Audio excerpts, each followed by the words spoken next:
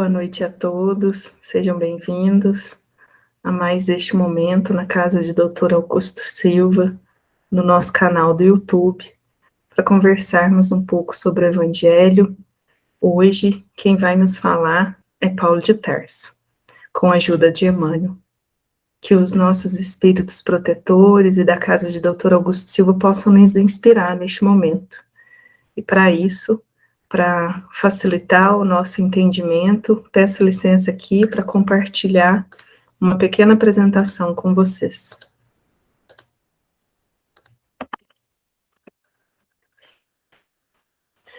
Hoje nós vamos conversar sobre o nosso fardo e sobre esse nosso fardo com Jesus. Como é esse fardo com Ele? De que modo nós podemos e devemos buscar em nossa essência crística e na inspiração de Jesus a caminhada para a condução desse fardo, para perceber o quanto ele nos auxilia e, de um certo modo, como na ilustração, nos carrega em seus braços, nos carrega em seu colo, tornando tudo mais leve por meio da nossa compreensão. O versículo que nos inspira o estudo da noite está numa carta que Paulo escreveu aos Gálatas, no capítulo 6, versículo 5. Pois cada qual carregará o seu próprio fardo. Seu próprio fardo. Vamos começar o nosso estudo, antes de seguir para as instruções de Emmanuel, refletindo o que seria esse seu próprio fardo. O que de fato é nosso? Se nós considerarmos a nossa real natureza enquanto espíritos que somos, conforme nós aprendemos na doutrina espírita, o primeiro entendimento é que nós não temos posse sobre nada que é material, porque a nossa natureza real não é material. Nós acessamos essa realidade material, nós não a possuímos. Nós nos encontramos nessa realidade material por um determinado período de tempo. Cada reencarnação tem, pelo nosso planejamento, o seu início, a sua condução e a sua conclusão. E aí nós teremos uma nova passagem. É como se nós acessássemos salas de aula, os laboratórios e as bibliotecas de uma escola, de uma universidade. Mas nós não somos da escola, nós não somos a escola. Nós passamos pela escola, pela universidade, o tempo necessário para o nosso aprendizado. Concluído esse aprendizado, após a gente se encaminha para a formatura, para receber a titulação, e a gente volta para casa. Ou seja, os livros, as salas, os laboratórios, os colegas, eles não são nossos. Nós não levamos tudo isso conosco quando a gente conclui e volta para casa. E considerando essa questão, do que nós não levamos e do que nós levamos para casa, aí, se entendemos bem, comparamos aqui o planeta Terra como uma escola, comparação já feita por Jesus no início da obra Caminho da Luz. Esse planeta é um planeta escola. Então, sabendo que nós não temos posse de nada que é material, o que nós levamos para casa? Ou seja, para a nossa verdadeira casa no plano espiritual. Se nós não levamos os livros, as salas, os colegas, o que a gente leva quando a gente volta para a nossa casa de verdade? Mesmo aqui na matéria, quando nós saímos da escola e da universidade, nós levamos o conhecimento adquirido, como fruto das experiências que a gente teve na escola, seja com as experiências que nós tivemos com os nossos professores, nos laboratórios, nas práticas. Em relação aos colegas, nós levamos os laços de afinidade e o amor que nós construímos com cada um deles e com os professores. Nós levamos para casa o amadurecimento conquistado. Só que, assim como na escola da matéria, no planeta Escola Terra, a gente acaba por cometer algumas falhas ainda. E sejam essas falhas fruto ainda da nossa ignorância, da nossa falta de conhecimento ou de más escolhas, a gente precisa corrigi-las. E aí a gente começa a entender que os frutos dessas falhas, né, as necessidades de correção, são completamente nossos, e são intransferíveis. É como a nossa digital, que desbloqueia um acesso para um determinado sistema. Eu não posso pedir que minha mãe e minha irmã desbloqueiem para mim, que a senha é a minha digital. Tal como os sistemas, né, na matéria, que exigem desbloqueio por digital ou pelos olhos, não tem como eu passar a senha para outra pessoa. Então, a necessidade de corrigenda e o trabalho, ele é nosso. Então, continuando a nossa reflexão, o nosso fardo, ele é pessoal e intransferível. E ele não é material. Ele se manifesta algumas vezes na matéria, mas o nosso fardo não é material. E aí é muito importante a gente ter noção da imaterialidade, da profundidade, de onde mora a necessidade de corrigenda dos nossos erros. Quando nós os cometemos no plano da matéria, quando materializamos algo de errado, muito antes dele vir à tona, já morava em nós uma tendência. E aí é essa tendência que nós precisamos corrigir. Não é nada externo.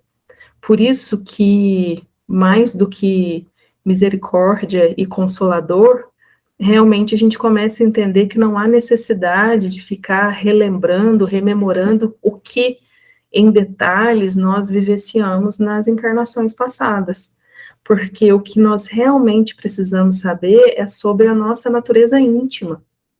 É num nível de autoconhecimento, é sobre quem somos, sobre as nossas tendências, porque é aí que o trabalho precisa ser realizado, independente do que, em detalhes, nós vivenciamos em outras encarnações, independente de se habitamos histórias de personagens históricos, conhecidos ou desconhecidos, se estivemos na pobreza ou na riqueza, na realeza ou na escravidão, isso importa menos, importa mais o que carregamos em nossas tendências, que é aonde nós devemos realmente trabalhar.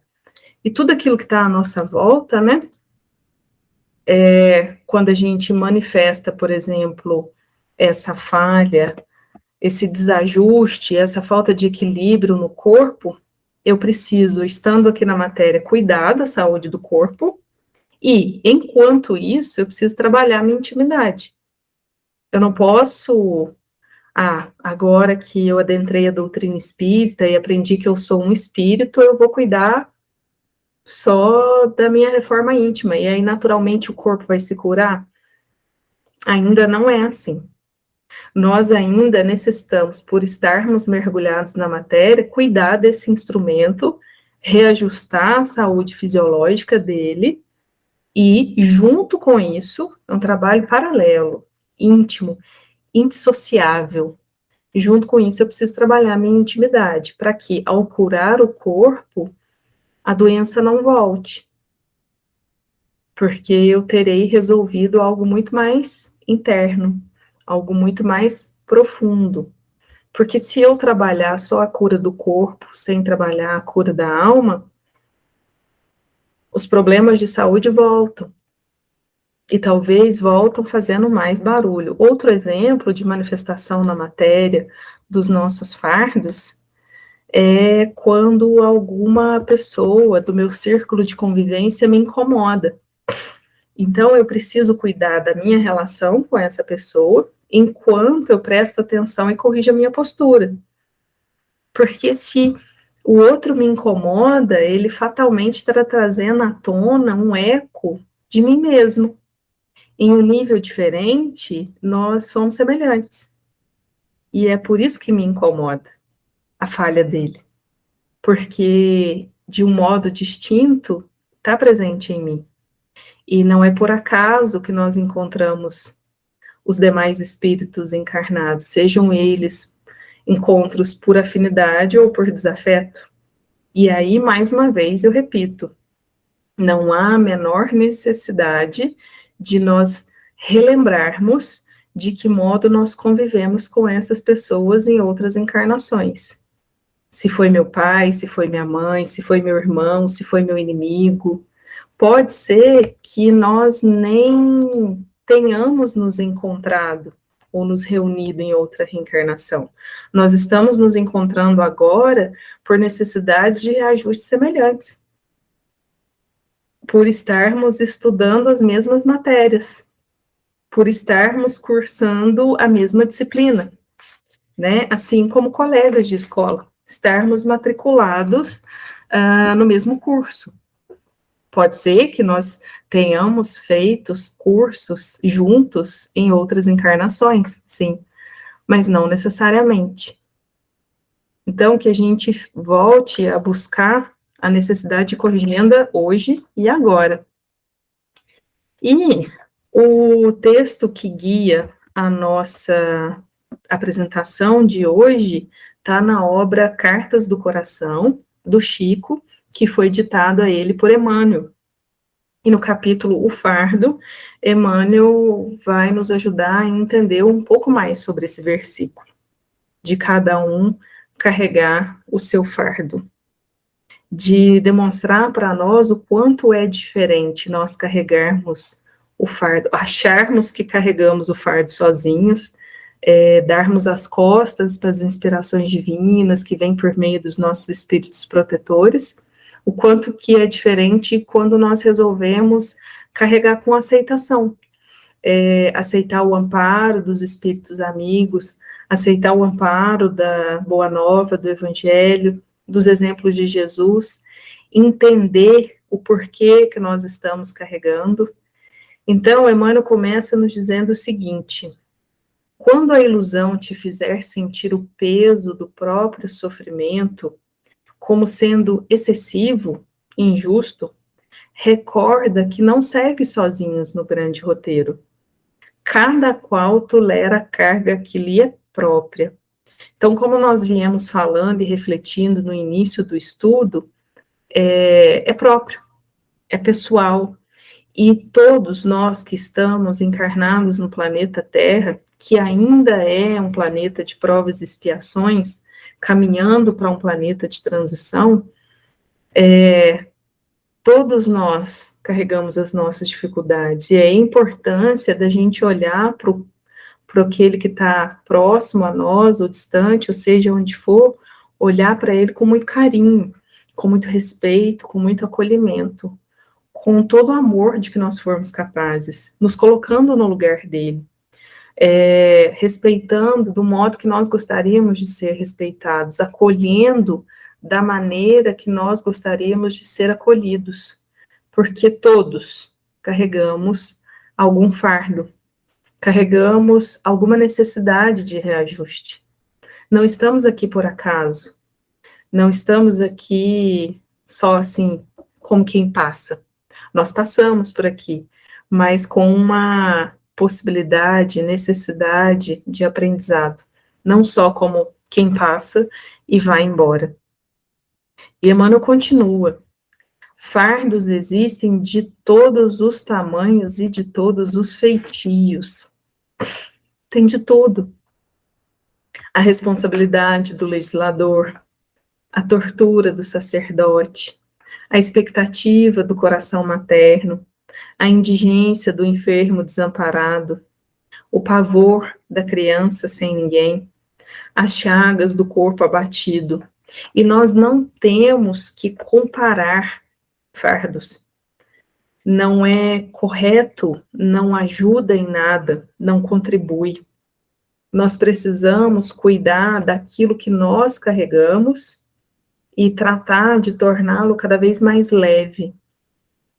Tratar de irmos com muito trabalho, com muito carinho, irmos nos desfazendo naturalmente, e aqueles que passam ao nosso redor, aqueles que estão ao nosso lado na vida íntima, ajudá-los no sentido de dar a mão, de dar apoio, dar o ouvido, estar de coração aberto para compreendê-lo, acolhê-lo. Por mais íntima que seja a nossa relação com alguém, nós não temos como transferir esse fardo. Mas é importante que nós estejamos presentes, sem estabelecer comparações, sem julgar que o fardo do outro é mais leve ou mais pesado ou o meu.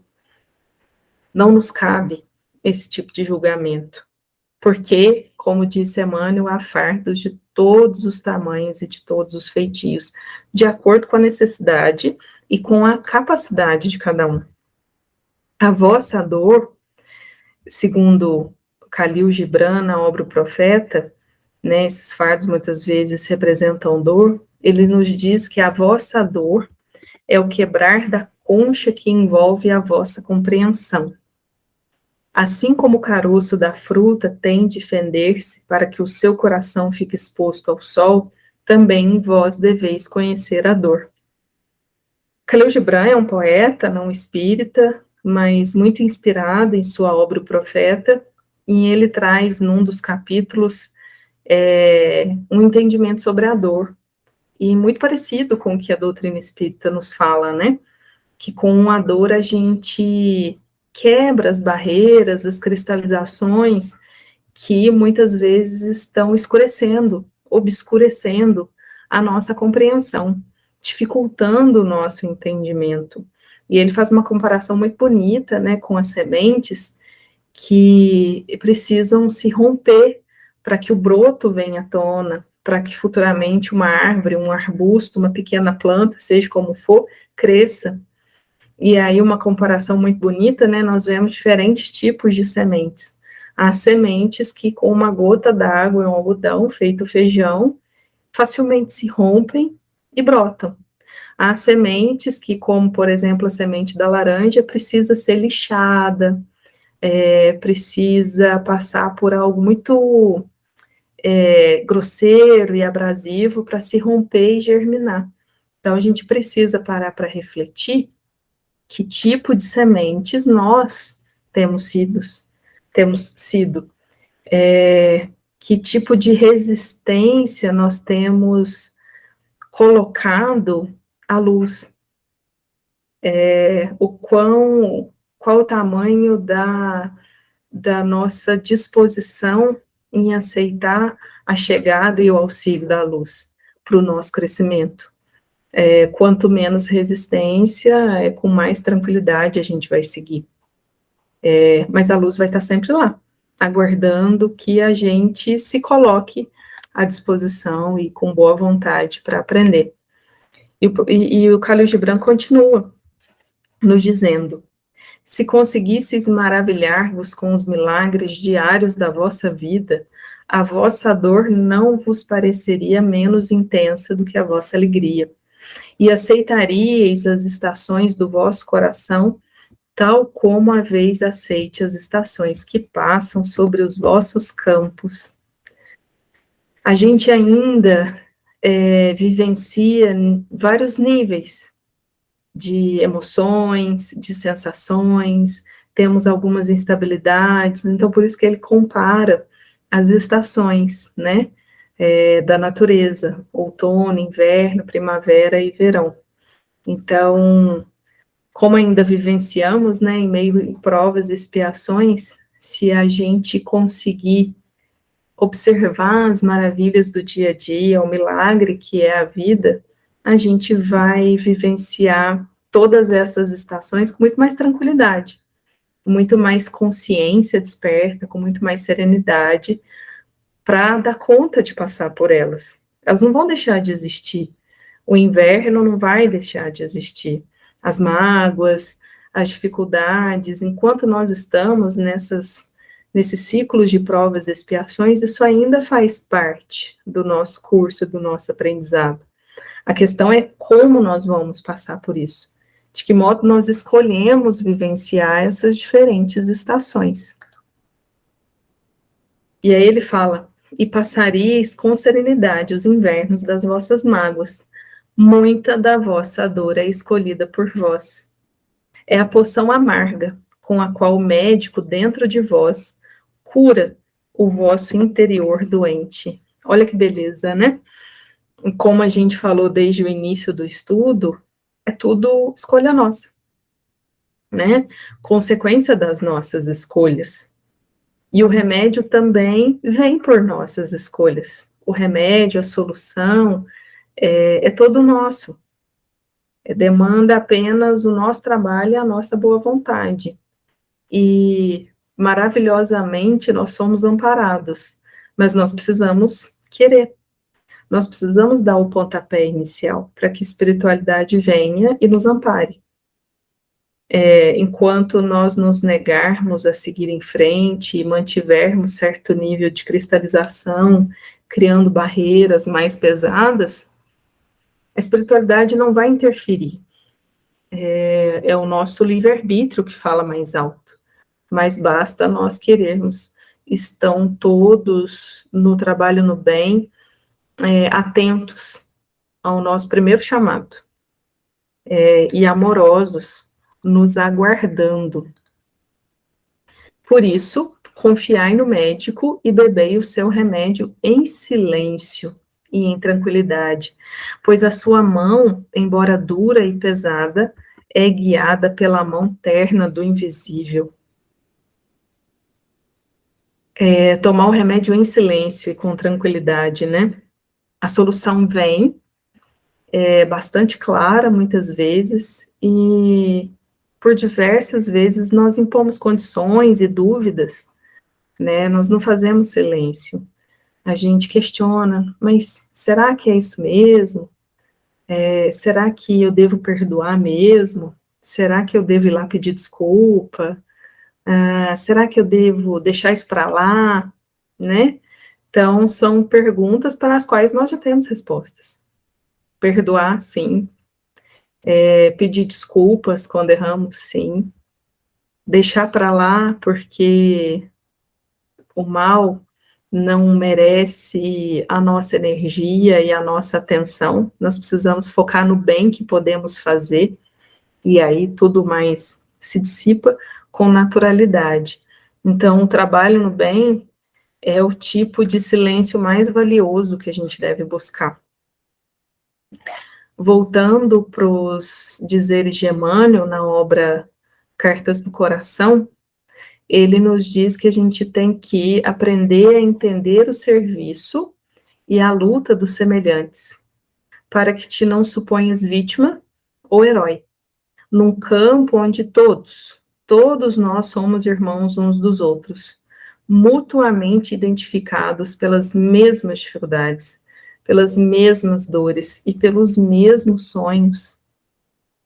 O fato de eu gostar de vermelho e você gostar de azul não faz a nossa dor de dente, por exemplo, ser diferente.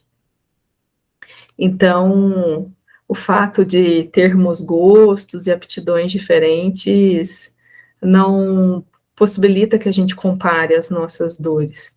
Que isso esteja muito claro, ninguém é vítima ou herói nesse momento. Todos nós somos atores ativos da nossa própria vida. E o máximo que nós podemos fazer pelo outro é servir de apoio e de exemplo. Mas nós somos atores realmente no sentido de agir da nossa própria vida. Então, Emmanuel nos solicita, né, nos alerta. Suporta o fardo de tuas obrigações valorosamente e caminha. Do fardo que transportamos de boa vontade, procedem as lições de que necessitamos para a vida maior. Do fardo que transportamos de boa vontade. Porque a gente pode escolher transportá-lo assim, bem disposto, né? E é o que a gente tem feito por muito tempo. E aí fica difícil absorver lições. A gente até vai absorver algumas que vão acordar lá na frente, mas é tão melhor se a gente absorver agora e já acordar agora e já viver mais leve agora. Dirás, talvez, impulsivamente: é o ímpio vitorioso, o mal coroado de respeito e o gozador indiferente? Carregarão, porventura, alguma carga nos ombros? São questionamentos que a gente faz olhando o mundo ao nosso redor, né? Achando que certas pessoas não passam por dor alguma. Mas Emmanuel nos esclarece que responderemos, no entanto, que provavelmente viverão sobre encargos mais pesados que os nossos, de vez que a impunidade, ela não existe.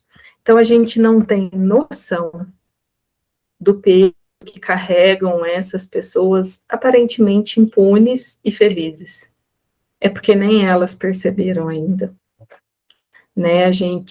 Quando a gente passa a perceber, Emmanuel nos esclarece o seguinte: se o suor te alaga a fronte e se a lágrima te visita o coração, é que a tua carga já se faz menos densa, convertendo-se gradativamente em luz para a tua ascensão. Então, quando a gente já chegou nesse nível de percepção, de noção de que alguma coisa precisa ser corrigida, precisa ser aparada, colocada no lugar, reorganizada, nosso fardo já está mais leve. Por mais pesado que ele pareça. Pesado, realmente, ele estará quando nós ainda nos colocarmos em posição voluntária de inconsciência, de negação, sem busca por algo melhor e maior. Ainda que não possas marchar livremente com o teu fardo, avança com ele para frente, mesmo que seja 1 milímetro por dia. E para fazer isso, tem uma prece que Emmanuel nos inspira sobre quando a gente for pedir por justiça, ele nos diz o seguinte: Senhor, ensina-nos a cultivar a justiça. Resguarda em nós o senso de direção. Entretanto, impele-nos a descobrir para onde vamos. Não só aceitar como as coisas se conduzem, mas buscar também sermos ativos nessa busca também, participativos, colaboradores, para que tudo flua melhor. Faze-nos livres, mas auxilia-nos a saber para quê. É tão importante saber para quê somos livres, para que podemos fazer tal ou tal escolha. É muito mais do que a própria liberdade, muito além. Senhor, dá-nos a entender que unicamente o nosso próprio trabalho no bem nos conferirá a experiência necessária para a assimilação da verdade em nós mesmos. E fortalece-nos a certeza de que a nossa mais alta felicidade tem o sinônimo de servir. O trabalho e o serviço caminham juntos.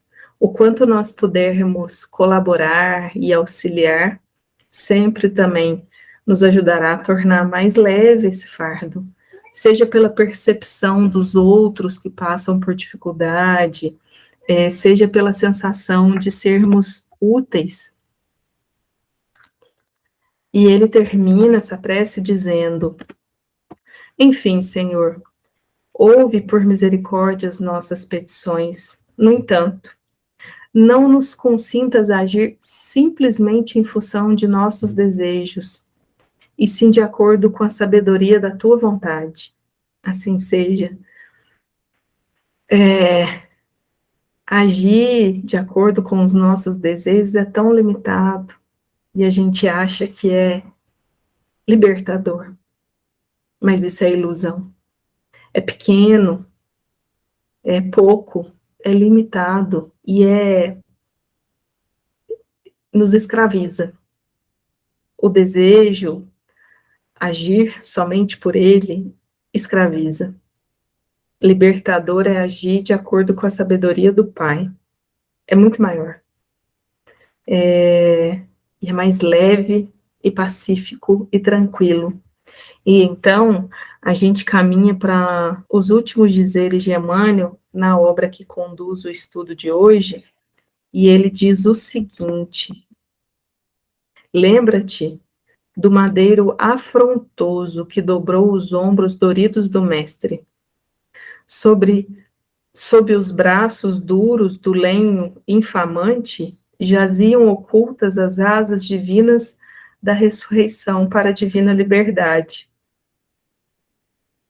O nosso mestre carregava uma dor naquele momento material e trazia consigo asas divinas, para que nós pudéssemos hoje estarmos aqui aprendendo a grandiosidade da sua lição, o quanto nós podemos fazer melhor por tudo e por todos, pelo universo.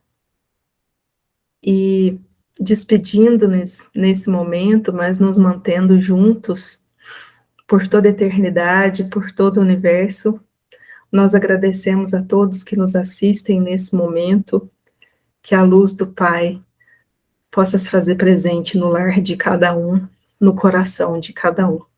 Até breve, que assim seja.